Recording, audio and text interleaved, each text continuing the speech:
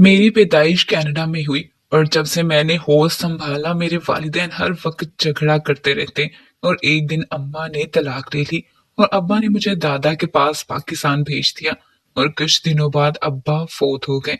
मैं जवान हुआ तो दादा दादी भी फोत हो गए और मैं कनाडा आ गया। यहाँ पर मैं दोस्तों के साथ शराब और जना में लग गया।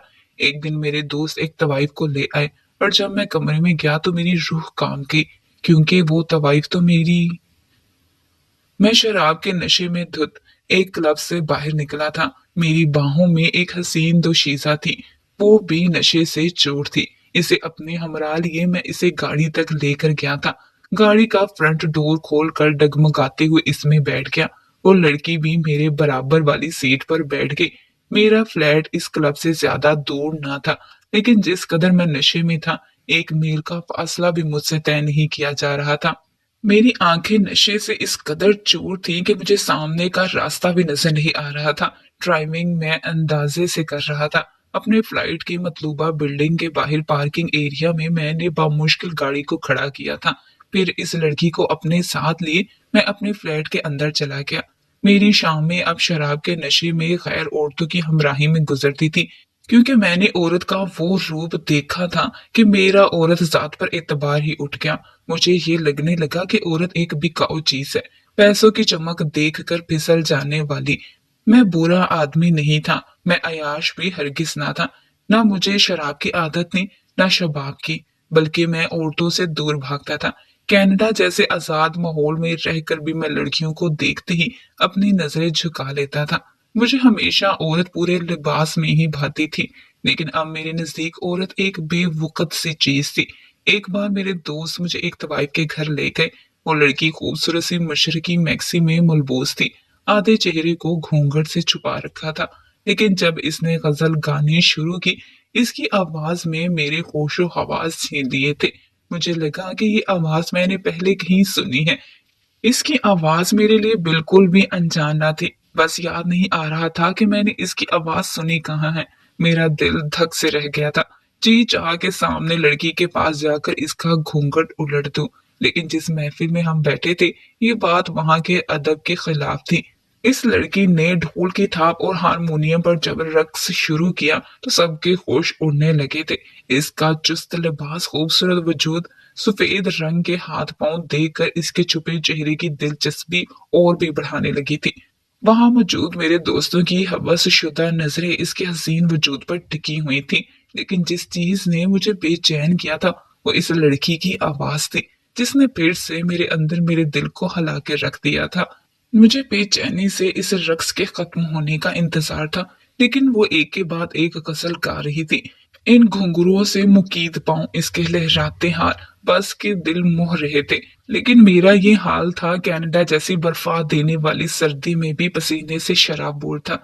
मेरे कानों में इस लड़की की आवाज थी, लेकिन कभी वो गजल में बदल जाती तो कभी एक पाकीज़ा से कलाम में। मुझे लगा मेरे वजूद में आग सी भर गई।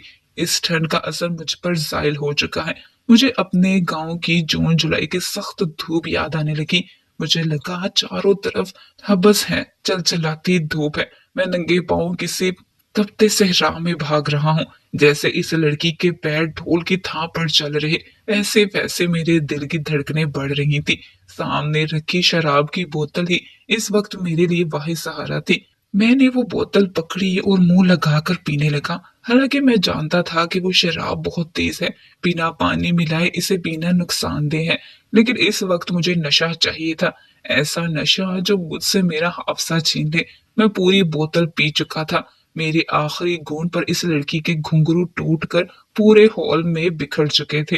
वो भी शायद थक चुकी थी, इसलिए जमीन बोस हो चुकी थी। इसके साथ आई उधेड़ उम्र अंग्रेज औरत इसे बेहोश होता देखकर घबराकर इसके पास पहुंची थी। इसी वक्त मैं भी नशे से चूर डगमगाते कदमों से इसके पास पहुंचा था। मैंने कहा, इस लड़की की इस रात की कीमत बोलो। वो मुझसे कहने लगी कि देख नहीं रहे कि वो बेहोश हो चुकी है। मैंने कहा, मुझे ये इसी हाल में चाहिए। वो अंग्रेज औरत मुझे हैरत से देखने लगी। इसने मुझे जितने डॉलर कहे मैंने इसे दे दिए। इसके साथ आए ढोल और हारमोनियम वाले मुझसे कहने लगे कि वो इसे उठाकर कमरे तक छोड़ देंगे, लेकिन मुझसे यहाँ ये बात गवारा नहीं थी कि इसे कोई छू भी जाए। बेशक मैं नशे में चूर था, लेकिन इस नाजुक से वजूद को अपनी बाहों में भर चुका था। सामने कमरे में इसे लड़खड़ाते कदमों के साथ ले जा चुका था। कनाडा जैसे शहर में जहां हमारा घर था, वहां हर तरफ बर्फ जमी रहती थी। मेरे वालिद एक पाकिस्तानी थे और वालिदा कैनेडियन। मेरे वालिद ने ग्रीन कार्ड की खातिर मेरी वालिदा से शादी की थी। मैंने रंगो रू तो अपनी माँ का चुराया था, लेकिन शायद हया मुझे अपने वालिद के पाकीज़ा खून से मिली थी। मैंने सुना यही था कि मेरे माँ बाप की शादी एक जबरदस्त मोहब्बत का नतीजा थी। मेरी वालिदा ने मेरे वालिद की खातिर दीन इस्लाम को कबूल किया था, लेकिन ये शायद जुबान का ही एतराफ था। ये मेरे वालिद से शादी करने का एक सर्टिफिकेट, वरना उन्होंने कभी भी दीन इस्लाम के अहकामात को अपनाया था, ना ही पर्दे की तरफ राग़िब हुई थी। मेरी माँ अब भी ड्रिंक करती थी, वैसा ही लिबास पहनती थी जैसा कि मुसलमान होने से पहले पहनती थी। उसके उठने बैठने मिलने जुलने किसी चीज में कोई फर्क नहीं आया था। पहले पहल तो मेरे वालिद मेरी वालिदा को प्यार मोहब्बत से समझाते रहे। कभी कभी वो मेरे वालिद की बात मान भी जाती थी, लेकिन जैसे जैसे वक्त गुजरने लगा वो बाबा की बार बार की रोक टोक से चिढ़ने लगी थी। कहती ये मेरा लाइफ स्टाइल है, मुझे इसकी आदत है, तो मुझे घर में क्यों कैद करना चाहते हो? मैं पर्दा नहीं कर सकती, ना ही अपना पहनावा बदल सकती हूँ। जब तक मैंने होश संभाली, मैंने अपने वालिदैन को लड़ते ही देखा था। मेरी वालिदा को पार्टीज में जाने का शौक था और मेरे वालिद इस बात के सख्त खिलाफ थे कि गैर मर्दों से मेरी माँ गले लगकर मिले। अगर वो कभी इन्हें इनके किसी मर्द दोस्त के साथ यूं बेतकल्लुफ देखते तो इस शख्स पर चीखने चिल्लाने लगते। कहते मेरी बीवी से दूर रहकर बात किया करो। मेरी वालिदा मेरे वालिद को जाहिल, दकियानूस, घटिया और ना जाने क्या क्या कहती रहती। मेरे वालिद के जज्बातीपन की वजह से जब मर्द मेरे वालिद को यूं चिल्लाते देखते तो मेरी वालिदा का खूब मजाक उड़ाते कि तुम्हारा शौहर पागल है। मैं 6 साल का था जब मेरे वालिदैन के बीच बहुत बड़ा झगड़ा हो गया। मैं स्कूल से वापस आया तो घर पर मेरी वालिदा के साथ एक मर्द मौजूद था। मेरी माँ भी इससे बेहद बेतकल्लुफ थी। मुझे भी अपने वालिद की तरह अपनी वालिदा का दूसरे मर्दों से बेतकल्लुफ होना नापसंद था, लेकिन मैं इन्हें कहता कुछ नहीं था, बस अपने बाप को फोन कर देता था। आज भी मैंने चोरी छुपे अपने वालिद को फोन कर दिया। मेरे वालिद कनाडा में एक स्टोर पर मुलाजमत करते थे। मेरी बात सुनकर थोड़ी ही देर में वो घर पहुंच गए। मेरी वालिदा पर बरसने लगे। मेरी वालिदा का दोस्त घर से भाग गया था। मेरी वालिदा मेरे वालिद को मुगलियात बकने लगी, कहने लगी कि मैं तुम्हारे साथ नहीं रह सकती, मुझे तलाक दो। गुस्से में मेरे वालिद ने भी तलाक दे दी। मेरे वालिद मुझे लेकर वापस पाकिस्तान आ गए। मेरे वालिद साहब पाकिस्तान के एक गांव में रहते थे और मेरे दादा वहां के इमाम मस्जिद थे। मेरी दादी के पास कुरान पाक पढ़ने के लिए बच्चियां आती थीं। जब मैं गांव पहुंचा तो देखकर हैरान रह गया था। वहां का माहौल मेरे घर से यकसर मुख्तलिफ था। मेरे दादा का बहुत बड़ा घर था। मेरे चचा चचियां भी इनके साथ रहते थे। सब खवातीन के सरों पर हर वक्त दुपट्टा रहता था। वो अपने मर्दों के सामने ना तो नजरें उठाती थी, ना ही जुबान चलाती थी। जब मेरे दादा को ये मालूम हुआ कि मुझे तो ना नमाज आती है, ना ही कलाम पाक, उन्होंने मेरी खुद तरबियत करना शुरू की। मेरी दादी बहुत ही धीमे मिजाज की प्यार करने वाली खातून थी। मेरे वालिद हर वक्त चुप चुप रहने लगे थे। मेरी दादी इनसे कहती कि वो दूसरी शादी कर ले, अपना घर बसा ले, लेकिन वो कहते कि इन्हें अब भी मेरी माँ से मोहब्बत है। वो कभी भी किसी दूसरी औरत को अपनी जिंदगी में नहीं ला सकते। मेरे दो चचा चचियां थीं, दोनों के ही 3-3 बच्चे थे, लेकिन आम शक्लो सूरत के मालिक थे। मेरी दादी रोजाना बच्चियों को कुरान पाक पढ़ाती थी। इनमें से मुझे एक लड़की बहुत अच्छी लगने लगी। वो बेहद खूबसूरत थी। मैंने 6 साल जिस माहौल में तरबियत पाई थी वो सब कुछ था, लेकिन शर्मो हया ना थी। और जिस माहौल में आया था यहाँ सबकी आंखों में हया थी। मैं अब शलवार कमीज पहनने लगा था, कलाम पाक पढ़ने लगा था। मुझे 1 साल लग गया नमाज और इब्तदाई सपारा पढ़ने में, क्योंकि मेरा लहजा अंग्रेजों जैसा था और मैं बात भी अंग्रेजी में ही करता था। गांव के बच्चे मुझे बार बार आकर देखते थे जैसे मैं कोई और मखलूक हूँ, क्योंकि मेरा रंग रूप मेरी माँ जैसा था। सफेद दूधिया रंग, ब्राउन बाल, खिलती ब्राउन ही आंखें। मुझे देखकर कोई ये नहीं कह सकता था कि मैं एक मुसलमान बाप का बेटा हूँ। मैं बिल्कुल अंग्रेजों जैसा दिखता था, इसलिए गांव में सबकी दिलचस्पी का बाइस था। मेरे कजन मुझसे इसलिए भी बेतकल्लुफ नहीं हो पाए क्योंकि मुझे उर्दू नहीं आती थी और वो अंग्रेजी नहीं जानते थे। लेकिन 1 साल बाद मैं काफी हद तक उर्दू को समझने लग गया था। जब भी बच्चियां मेरी दादी के पास कलामे पाक पढ़ने आती, मैं भी एक कोने में बैठ जाता और इस लड़की को देखता रहता जिसकी आवाज ने पहली ही बार में मेरे अंदर की दुनिया को बदलना शुरू कर दिया था। वो मेरी हम उम्र थी, बड़ी खुश अलहानी से कलामे पाक पढ़ती थी। इसकी आवाज में न जाने क्या था कि जब वो कलामे पाक पढ़ती, मेरा दिल बेचैन सा होने लगता था। जितनी इसकी सूरत प्यारी थी, इतनी ही इसकी आवाज बेहद सुरीली थी। पहले पहल तो इसकी आवाज में सूरा रहमान सुनकर मेरे कदम ही थम गए थे। वो छोटी सी थी, लेकिन बड़ी ही खुश अलहानी से आंखें बंद किए सूरा रहमान जुबानी पढ़ रही थी। मैं किसी काम से बाहर जा रहा था, लेकिन मेरे पैर वहीं थम गए। मैंने पलटकर इसे देखा था और शायद पत्थर का हो गया था जब तक कि इसने आखिरी आयत नहीं पढ़ ली। मैं यकटुक इसी को देखता रहा। फिर तो मेरा इस वक्त कहीं भी जी नहीं लगता था। जब बच्ची मेरी दादी के पास कलामे पाक पढ़ने आती थी, मैं इसके बारे में कुछ भी नहीं जानता था, सिवाय इसके कि वो अल्लाह के कलाम को निहायत खूबसूरती से पढ़ती है। जैसे जैसे वक्त गुजरने लगा, मेरे दिल में वो लड़की घर करने लगी थी। दूसरी जानिब मेरे वालिद अब बहुत बीमार रहने लगे थे। मुझसे वो अक्सर कहते कि औरत की मोहब्बत का रोग बड़ा जानलेवा होता है। अक्सर मर्द को बेवफा कहा जाता है और औरत को वफा का पैकर। लेकिन मर्द जब किसी औरत से सच्ची मोहब्बत कर ले तो जिंदगी भर किसी भी दूसरी औरत को देखने की ख्वाहिश भी नहीं करता। मुझे मेरे बाप की बातें समझ नहीं आती थी, लेकिन मैं ये जानता था कि मेरा बाप मेरी माँ से अब भी मोहब्बत करता था। मैंने अपने बाप को एक ऐसी औरत के लिए घुलते देखा था जिसने मेरे हीरे जैसे बाप की कदर नहीं की थी।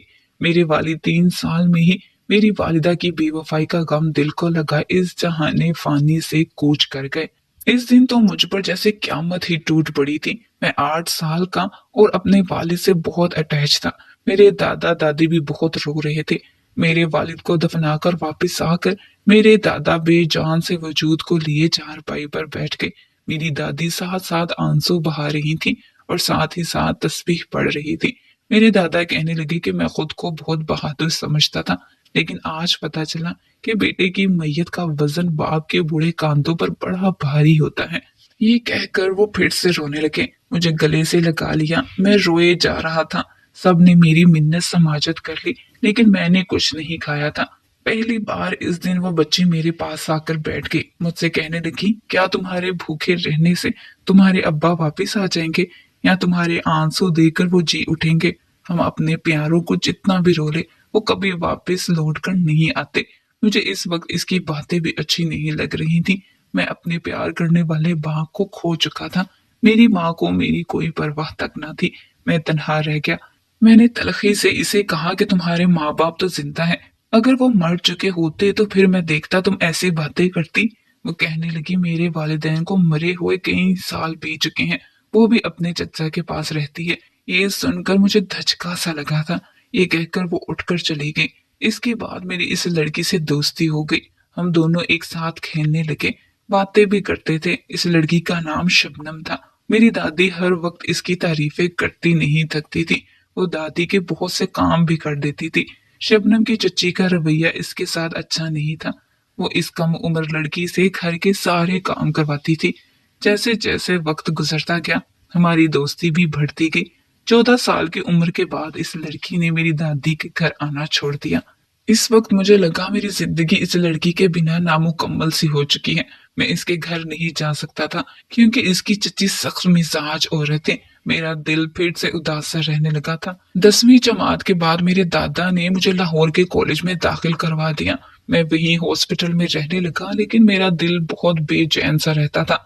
एक बार मैं गांव आया तो मुझे शबनम खेतों में नजर आ गई।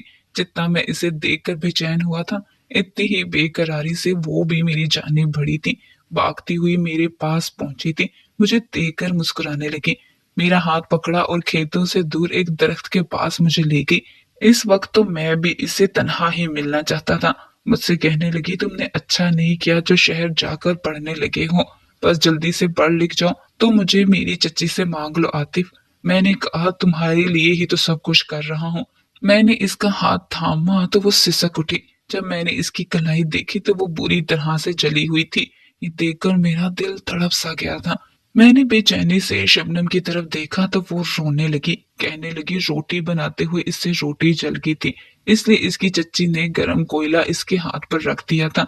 मेरा जी चाहा गरम आग की भट्टी में इसकी चाची को झोंक दूं, लेकिन बेबस था। मैंने कहा मैं आज ही दादा को तुम्हारे घर रिश्ते के लिए भेज देता हूँ। वो कहने लगी नहीं, अभी नहीं। वो नहीं मानेगी। बस मुझे 18 साल की होने दो, फिर मैं तुम्हारे साथ शादी करने में आजाद हूँ। बस तुम मुझे भूल मत जाना। आतिफ तुम्हारे बगैर मर जाऊंगी। मैंने कहा मैं तुम्हें कभी भूल नहीं सकता। मैं सोच चुका था कि कुछ बनकर ही शबनम से शादी करूंगा, ताकि इसकी जालिम चच्ची से इसे निजात दिलवा सकूं।